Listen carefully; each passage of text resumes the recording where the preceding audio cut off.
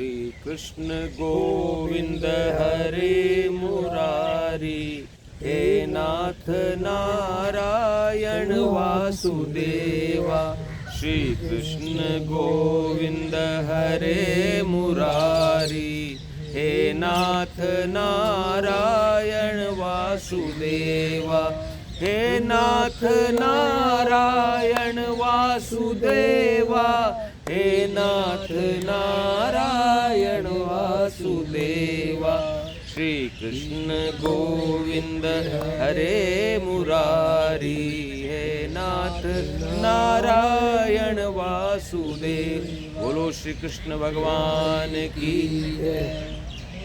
तो धर्म प्रेमी सज्जनों, बहुत दिनों के बाद आपके दर्शन हुए, मिलना हुआ। मौसम ही ऐसा चल रहा है और मेरे कुछ कार्यक्रम चल रहे थे तो बाहर भी आना जाना पड़ रहा था। और 6 तारीख यानी कि कल मेरा एक श्रद्धांजलि सभा का कार्यक्रम भी था करोल बाग में, तो वहाँ गया हुआ था। तो हम लोग श्रीमद् भगवत गीता पर चर्चा कर रहे हैं और सारी दुनिया को बताना चाहता हूँ कि श्रीमद् भगवत गीता अब संस्कृत से निकलकर हिंदी में गाई जा रही है। और अब तक हिंदी में श्रीमद् भगवत गीता को गाया नहीं गया। इस कारण से जो है लोग पढ़ने को विवश थे, गीता को हिंदी में पढ़ते थे। लेकिन गीता जैसा नाम से ही स्पष्ट है, ये एक ऐसा बड़ा गीत है, इसलिए गीत होता है ना, तो ये गीता है। माने गीत तो छोटा हो गया, गीता माने बड़ा गीत। तो भगवान ने इस गीत को गाया था और सबसे पहले कुरुक्षेत्र में अर्जुन को सुनाया था, और वो भी लड़ाई होने से पहले। और उसमें वैसे तो कुरुक्षेत्र में लाखों करोड़ों सैनिक थे, पांडव पक्ष के भी थे और कौरव पक्ष के भी थे, लेकिन भगवान कृष्ण को उसमें श्रोता केवल एक ही मिला, और वो श्रोता थे अर्जुन। तो ये एक ऐसा गीत है जो किसी एक श्रोता को सुनने का मौका मिलता है लाखों के बीच में से। ये अद्भुत गीत है, और ये गीत ऐसा गीत है जिसको कि हर भाषा भाषी को, हर धर्म के संप्रदाय के पंथ के लोगों को पढ़ना चाहिए, समझना चाहिए। क्योंकि इस गीत को पढ़ने के बाद में ही, समझने के बाद में भी युद्ध आरंभ होता है। तो आप कहेंगे कि युद्ध में तो मारकाट होता है, लड़ाई झगड़ा होता है, खून खराबा तक हो जाता है। तो ये कैसा युद्ध करना सिखा रहे हैं कि युद्ध के पहले ये गाना गाओ, ये इसको समझो। तो जब ये गीता भगवान ने अर्जुन को सुनाई थी, तब तो धर्म और अधर्म के बीच में खून खराबा हुआ था।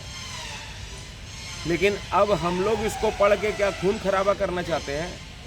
क्योंकि इसको पढ़ने के तुरंत बाद खून खराबा हो गया था, मारकाट हो गई थी। तो अब तो यदि पढ़ लेंगे तो मारकाट हो जाएगी यहाँ पर। तो ये मारकाट, ये खून खराबा महाभारत के लड़ाई जैसा नहीं होगा।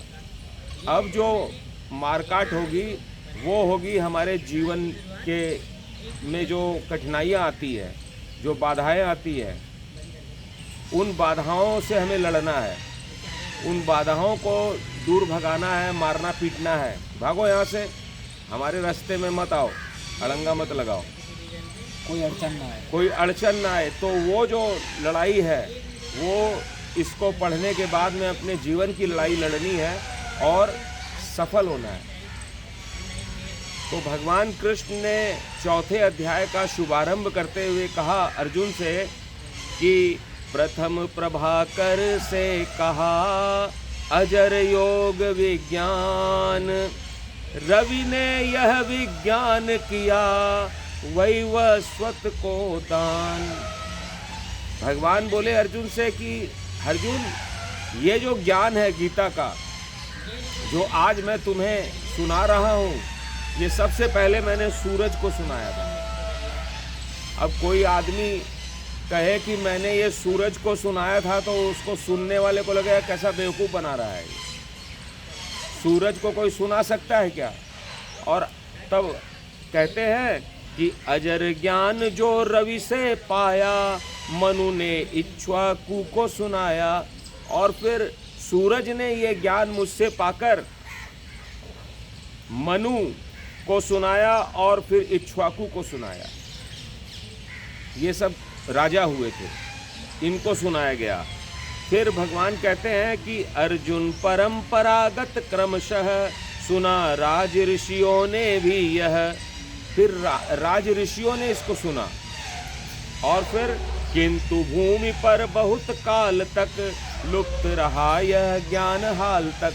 लेकिन उसके बाद में ये जो ज्ञान है ये बहुत सालों तक लुप्त हो गया, माने इसके बारे में किसी को कुछ पता ही नहीं था और हाल तक इसको कोई नहीं जानता था। ये ऐसा ज्ञान है गीता का।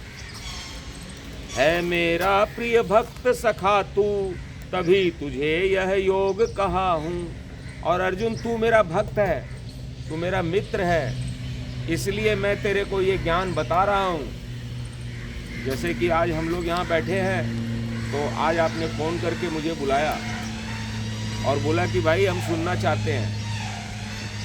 तो मैं भी जो है आया, बोला कि नहीं इतना प्रेम है गीता के प्रति तो चलो, ठंड और गर्मी तो लगती रहेगी। तो इसलिए आपको सुनने की लालसा है, आप अच्छे व्यक्ति हैं, आत्मा आपकी शुद्ध है, इसलिए हम भी आ गए। बोले चलो भाई इस चक्कर में हमारा भी भला हो जाएगा। ज्ञान रहस्य भरा यह उत्तम, रखने योग्य गुप्त सर्वोत्तम। लेकिन हे अर्जुन यह सर्वोत्तम ज्ञान है, इससे बड़ा कुछ ज्ञान होता नहीं है और इसको हर किसी को बताना भी नहीं चाहिए, गुप्त रखना चाहिए, क्योंकि हर कोई इसका महत्व समझता नहीं। तब अर्जुन कहते हैं कृष्ण आपका जन्म हाल का, सूर्य पुरातन कल्प काल का। मतलब आपका जन्म तो अभी हाल फिलहाल में हुआ है और ये सूरज तो करोड़ों साल से चमक रहा है। आप कैसे कह सकते हैं कि आपने सूरज को ये ज्ञान सुनाया था? कैसे सत्य कथ्य जानूं, रवि को योग दिया क्यों मानूं। मैं इस बात को सच कैसे मानूं कि आपने, जो मेरे मित्र हैं आपने रवि यानी कि सूरज को ये ज्ञान दिया था, मैं कैसे विश्वास करूं? अर्जुन ने कहा। तब भगवान ने कहा कि जन्म अनेकों हुए हमारे, अर्जुन प्रकृति पुरुष के द्वारे। सब जन्मों का मुझे ज्ञान है, पर तुझको कुछ नहीं ध्यान है। तब भगवान ने कहा कि अरे तुमको पता नहीं है कि तेरा और मेरा जन्म कई बार हो चुका है, लेकिन तेरा और मेरा कितने बार जन्म हुआ है ये मेरे को पता है, लेकिन तुमको पता नहीं है, अर्जुन को पता नहीं है। क्योंकि अर्जुन एक साधारण मनुष्य है और भगवान तो भगवान है। क्योंकि भगवान ही करोड़ों साल पहले, अरबों साल पहले, पता नहीं भगवान की कब इच्छा हुई थी तो ब्रह्मांड की रचना करी थी। तो जो रचना करता है उसको पता होता है कि मैंने क्या क्या बनाया, मेरी फैक्ट्री में क्या क्या बना है, कौन सा डिपार्टमेंट में क्या काम चल रहा है, मालिक को पता होता है कि वहाँ पर प्रोडक्शन हो रहा है, वहाँ पर प्रिंटिंग हो रहा है, वहाँ पे पैकिंग हो रहा है और वहाँ से सप्लाई हो रहा है। तो कैमरा में सब देखते रहता है। तो वो भगवान कहते हैं कि मुझे ज्ञान है, तुमको नहीं है। मैं न जन्मने वाला फिर भी, कभी न मरने वाला फिर भी। मेरा न तो जन्म होता है और न मैं मरता ही हूँ, फिर भी सब जीवों का ईश मैं, कर निज प्रकृति अधीन। नंद नंदनी से प्रगटूं आवागमन विहीन। वो कहते हैं कि इस संसार में जितने भी जीव हैं सबका मैं ईश्वर हूँ, सब जीवों का ईश माने ईश्वर हूँ। और मैं ये जो प्रकृति है, माने प्रकृति और पुरुष के मिलन से ही, रज और वीर्य के संयोग से ही संतान की उत्पत्ति होती है, वैसे ही प्रकृति और पुरुष के संयोग से तो भगवान तो स्वयं पुरुष है, जगतपति है, तो वो तो पुरुष है। तो वो कहते हैं कि जो प्रकृति होती है ना, उसको मैं अपने वश में कर लेता हूँ, अधीन कर लेता हूँ, और फिर मैं नंद और नंदिनी से प्रकट होता हूँ। लेकिन मैं प्रकट तो होता हूँ, लेकिन फिर भी आवागमन यानी कि जन्म और मृत्यु से मैं परे होता हूँ। मेरा जन्म नहीं होता है, ना मृत्यु होती है, मैं प्रकट होता हूँ, ऐसा भगवान ने कहा। और फिर भगवान ने कहा कि जब जब पार्थ धर्म घट जाता, जब अधर्म अतिशय बढ़ जाता, और जब हे पार्थ जब धर्म घट जाता है और अधर्म बढ़ जाता है, तब तब अपना नव स्वरूप धर सबके आगे देता हूँ कर। तो कहते हैं कि तब जब धर्म घट जाता है, अधर्म बढ़ जाता है, तब मैं सबके सामने में अपने नए स्वरूप को, नए रूप को प्रकट कर देता हूँ। धर्म कर्मियों को उबारने, पाप कर्मियों को विदारने। और जो धर्म के रास्ते में लोग लगे रहते हैं, उनका तो मैं उद्धार कर देता हूँ करने के लिए, और जो पाप काम में लगे रहते हैं उनका संहार करने के लिए। धर्म स्थापना हित हो तत्पर, आता युग युग में मैं भू पर। और उन अधर्मियों का नाश करके धर्म की स्थापना करने के लिए मैं युगों युगों में इस धरती पर जन्म लेता हूँ। कैसा लगा? बहुत बढ़िया। यदा यदा ही धर्मस्य ग्लानिर्भवति भारत, अभ्युत्थानम अधर्मस्य तदात्मानं सृजाम्यहम्।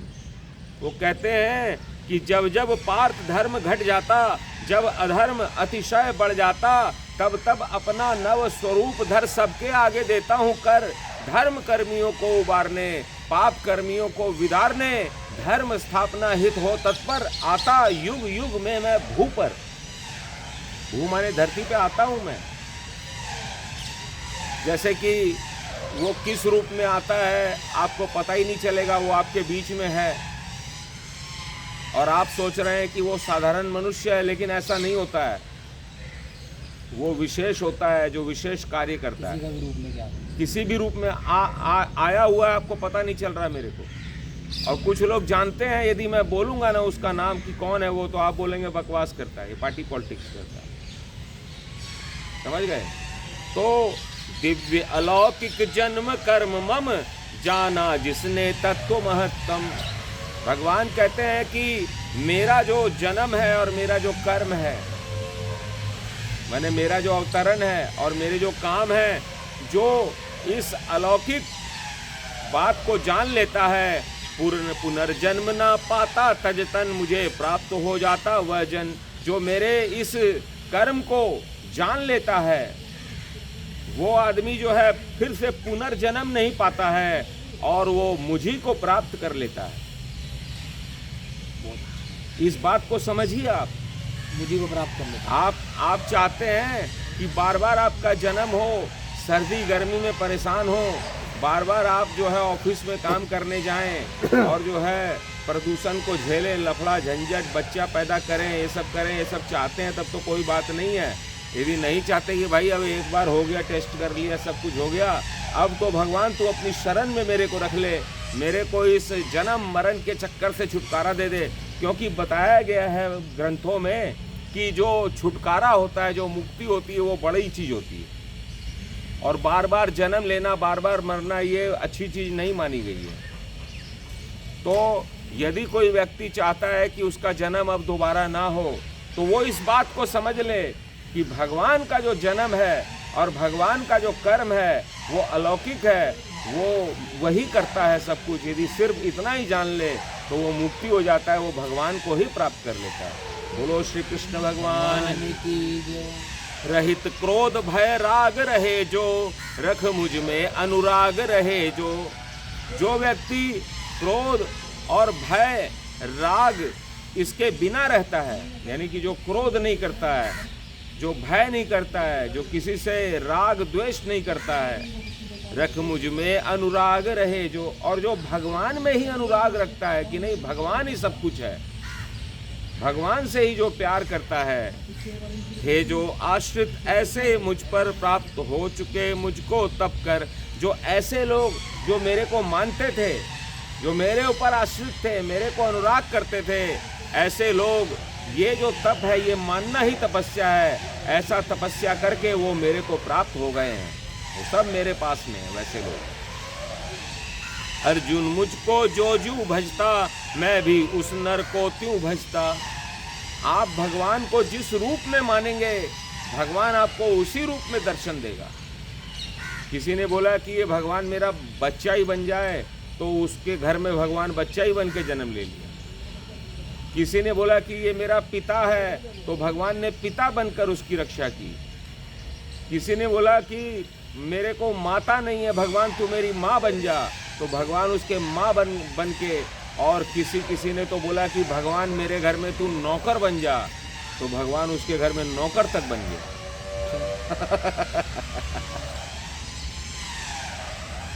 तो फिर क्योंकि सभी प्रकार से सब जन करते, अरे नौकर तो भगवान अपनी इच्छा से बनता है। नौकर बनाने के लिए बोलना नहीं पड़ता। जो भगवान का अच्छा भजन करता है, जो भगवान की सेवा करता है, मानता है, भगवान उसके घर में नौकर बन के काम करते हैं। खुद बोलते हैं चलो उसके घर में नौकरी करेंगे।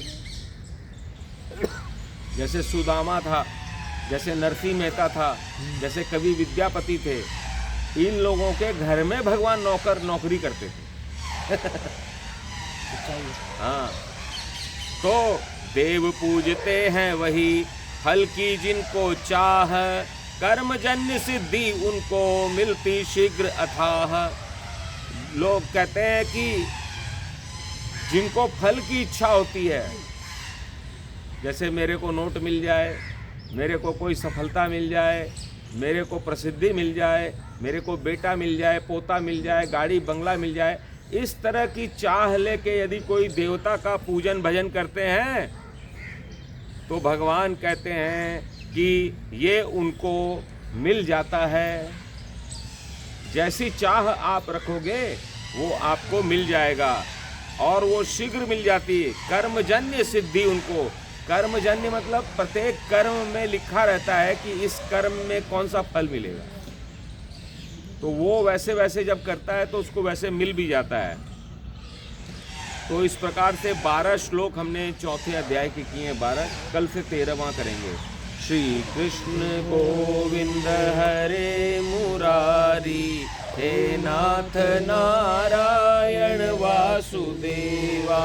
श्री कृष्ण गोविंद हरे मुरारी, हे नाथ नारायण वासुदेवा। हे नाथ नारायण वासुदेवा, हे नाथ नारायण वासुदेवा। श्री कृष्ण गोविंद हरे मुरारी, हे नाथ नारायण वासुदेवा। श्री कृष्ण गोविंद हरे मुरारी, हे नाथ नारायण वासुदेवा। बोलो श्री कृष्ण भगवान की जय। बंद कर दो।